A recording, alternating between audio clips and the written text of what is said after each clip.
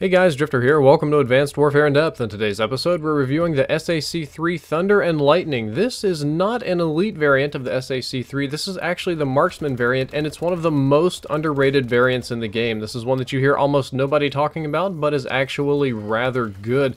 We're doing this review in a little bit of a different order again. We're going to talk about the downsides first, and then the good things about this variant.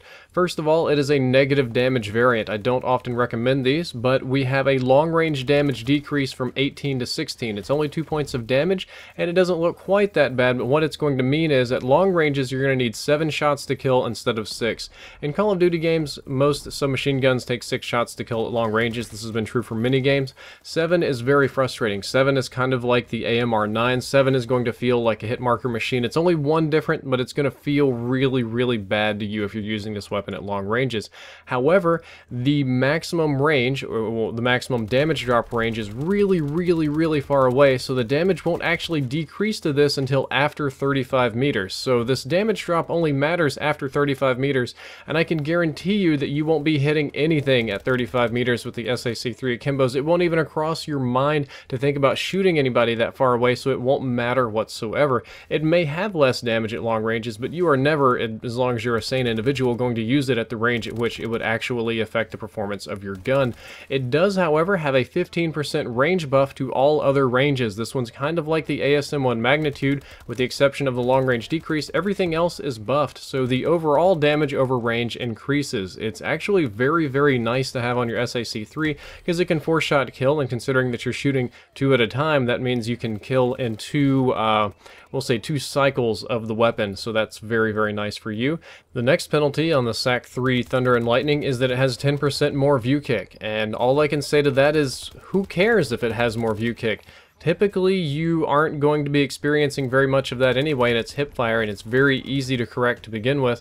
What you really have to worry about on this gun is hipfire spread. A lot of the penalties that they like to apply to the SAC3, a lot of the other variants with more damage or more rate of fire or something like that, they all have wider hipfire spread, which is very bad for a weapon that is 100% hipfire dependent. But view kick on this gun is going to do almost nothing. It's going to cause your box to drift upwards slightly faster as you shoot it fully automatically, which means who cares? This is almost like a non-existent penalty. It's like the one-frame ADS penalties on other guns. You will absolutely never notice this view kick penalty, and your hipfire is going to be glorious and beautiful all the way through.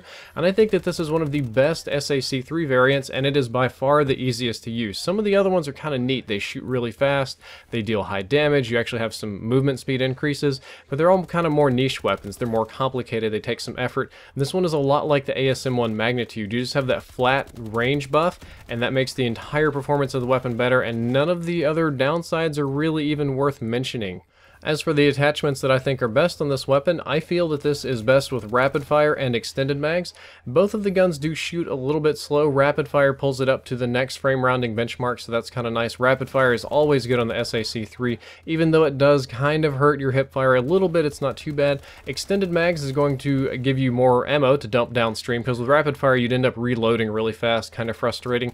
And kind of like the ASM1 magnitude, if we already have 15% range, it's multiplicative. If we add advanced rifling, it goes up to 43% range, and that's very powerful. Advanced rifling is probably the attachment to have on this more than the others. Even if you don't like the others, definitely go with advanced rifling.